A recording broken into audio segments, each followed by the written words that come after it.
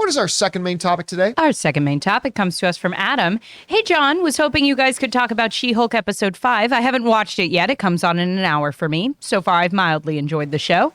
I know you said you didn't really like last week's episode. Neither did I, but I found it okay enough in general so far.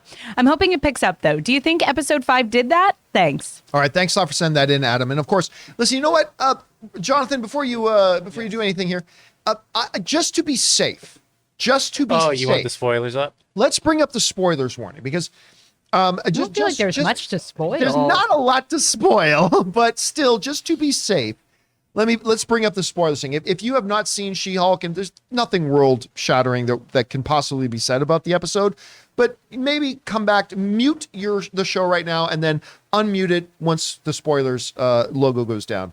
But yeah, She-Hulk episode 5. I thought She-Hulk episode 4. That was last week, right? Last week was 4. I personally thought it was the worst episode of the series. That said, by the end of it, I did want a Wong and Madison show all on its own. I will confess it. I hated that character at first, but by the end of it, I'm like, damn it, they got me. I want to see Madison with the why not where could be the new moonlighting, John. That could be your new moonlight. I suddenly want, even though I thought it was the weakest installment of the series so far. Last night, I pop it on and I see the total runtime, including all the credits, is 31 minutes, which I believe makes it the shortest episode yet. Mm-hmm. And it felt short. It was really, really short. That said, I thought it was a charming episode. I did. I thought it was a charming episode, not the best episode they've had so far, but the whole stuff about, you got to understand, between Ray and a couple of friends of mine who are avid sneaker collectors. No lie. You guys remember Matt from the 4-year consideration days? Remember Matt? He literally has a room in his house. A room that is only for his kicks, only for his sneakers collection. That's it. Entire room in the house, all just sneakers. Ray is very big. We all have our things. Ray's into his stuff. Our buddy Ryan. He does really the sneaker thing. I think specifically just the Kobe shoes. He gets a bunch of those, some Jordans, but Matt is probably the biggest collector. He's the most hardcore dude we know. And like, to me, I treat my shoes like I treat my underwear. Like, I'll buy like one set and then I wear it until it evaporates. Oh boy, I have so many questions, but I don't want to know the answers, so I'm not going to ask them. I mean, I will have 12 pairs of underwear, but I'll keep those same 12 pair for like 5 years until they're like threads hanging by the waistband anymore. You must not get moist at all. That's how I treat my shoes. Oh my God, all the words, just stop them all. That's why our friends at MeUndies have become my best friends. Thank you, our sponsor at MeUndies. But I treat my shoes the same way. It's like I'll wear them until there's like literally holes in the bottom of them. Then I'll splurge and get a new pair of shoes. So I didn't, but that was funny and fun. I love the whole Edna Mode Incredibles thing ad spot put in there. But I'll tell you what, I think they had my favorite line of the series. That Anne was asleep, the whole house is quiet, and if you were in the living room out of nowhere, you heard my laugh like a maniac. There's a line near the end where, what's the name of the wrestler who was on the date? Who's the WWE wrestler who went on the date with She-Hulk?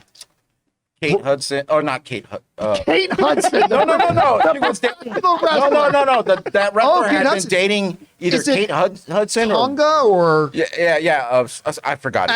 For arguments, I will say Tonga for now. It's probably something else. But so this doesn't give away any of the plot. But near the end, Titania is walking out of a courtroom, and the guy who had gone on the date with She-Hulk, the big muscular professional wrestler guy, goes up and goes, "Hey, what's up?" It's like, "Maybe I can take you out." She goes, best line, Titania, "Fine, you can buy me things." I died. I started laughing so hard. Her delivery of that, "I'm fine, you can buy me things." I just about died. I thought it was great. And then, of course, the big reveal at the end was in the costume designer's studio. He's got Daredevil's new headpiece. So obviously Daredevil didn't point out, but listen, overall, I actually thought a perfectly charming, good example of what the She-Hulk show is. And I enjoyed it. Was it great? No, but I had a good time watching it. Anyway, Rob, you had a chance to check out the show. What were your overall thoughts of it? I mean, look, I liked the show. I thought it was entertaining as far as it went. I just wanted it to be overall. I mean, I liked this episode a lot. I thought it was enjoyable. I liked the court case. I just wish the show overall, especially this episode, was a little bit smarter, because obviously Titania, I guess, is a send-up of Jeffree Star, who's a big internet influencer who also has a huge cosmetics company. There are lots of those, though. But I mean, he's in particular incredibly wealthy and all that. And I just wish that the portrayal of her was a little bit nuanced. I mean, it's so written like she's such a one-dimensional villain. And I wanted to see a little bit more of, because I thought what she had done, the idea of trademarking the She-Hulk brand was pretty funny and pretty smart. And I mean, it seems silly to say this, but I would have liked to have seen that idea examined a little bit more, especially with intellectual property being such a big deal now, but that's fine. But I did love the idea. I love the idea because you think to yourself, like, okay, Daredevil does not make his outfits. Where do they come from? We know where they come from the Netflix show. Well, they don't come from this guy. But I love that they did that. And I'm like, okay, they've actually done some world building to the MCU. And I quite enjoyed, and I did like what was happening in the episode. But it does seem to me that I just wish it was a little bit more sophisticated. Right. But that's not what the show has been. That's not been its identity. I know. I just wish the humor was a little bit more highbrow. But it was still fun. Hey guys, we want to thank one of the sponsors of today's video, HelloFresh. With HelloFresh, you get farm-fresh, pre-portioned ingredients and seasonal recipes delivered right to your doorstep and completely ready to prepare. Skip trips to the grocery store and count on HelloFresh to make home cooking easy, fun, and affordable. And that's why it's America's #1 meal kit. And guys, I know we are always looking for ways to save some money. In fact, HelloFresh is 25% less expensive than takeout, and it's even more cheaper than going to the grocery store too. And HelloFresh isn't just for dinners. Shop HelloFresh Market for quick breakfasts, wholesome snacks, and even desserts. You'll find everything you need to satisfy your cravings without stepping a foot in the grocery store or mini-mart. Listen, you know, I've told you guys before, Ann and I are both working professionals, so finding time to eat healthy and eat together is often challenging. But I'm telling you, these HelloFresh meal kits have made it easy to eat a lot healthier, it's less expensive for us, and we have a blast. And there's nothing like feeling like a chef when you put the final product on the plate. So right now, go to HelloFresh.com/Campea16 and use the promo code Campea16 for 16 free meals across 7 boxes and 3 free gifts. That's HelloFresh.com/Campea16 and use the promo code Campea16. Amy, you had a chance to see. What did you think of it? I thought the humor was hitting better for me. I thought I know we were talking like all the guys on the dates felt so generic in the last episode. And I thought even seeing them again in the courtroom, it felt a little more specific. It felt a little sharper. I like that we're sort of doing just these little one-off adventures. My issue with the show and with this episode on sort of a meta level, this episode really felt like it was spinning its wheels.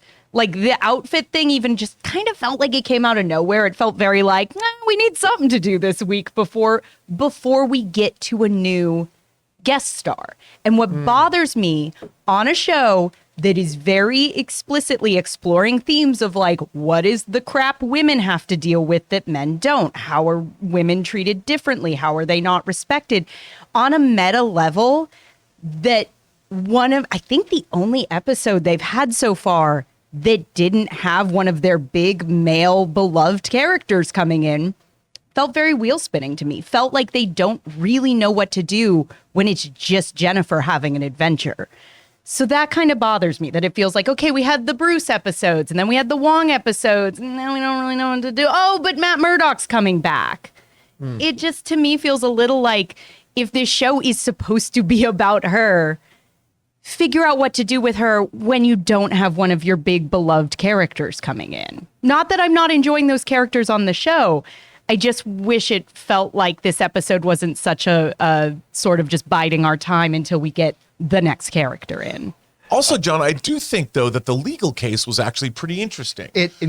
It actually very much was. And I thought they did a really good job, like establishing when did she start using this and I thought it was actually pretty clever when she came to the realization that I went out on Tinder or whatever, and I was using my name representing myself as She-Hulk. And that was the way, I mean, that seemed like actual legal precedent. I And think I thought that was I interesting. think even if this plot came earlier in the season, I would have been more into it. It felt like things were like getting pretty superhero-y, and now we're just doing a legal thing, which I like.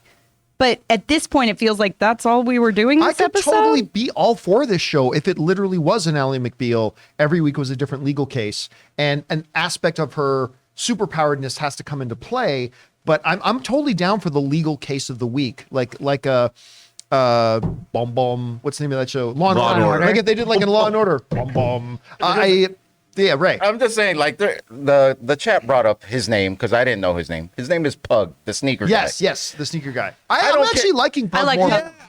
I didn't care about him at the beginning. Same with the Tracksuit Mafia, but as episodes progress, I'm liking like him for some more. reason, I thought he was hilarious. Like his banter with her or her partner or assistant. With Jennifer's assistant. yeah, was great. Just how she tricked him into going with her to that one place, and you know how he's trying to get her to wait in line because there's only one person. I thought that whole conversation was hilarious. Yeah, I'm liking their dynamic. So there's positive things in there. Anyway, guys, question is for you. I guess we can take down the spoilers thing now.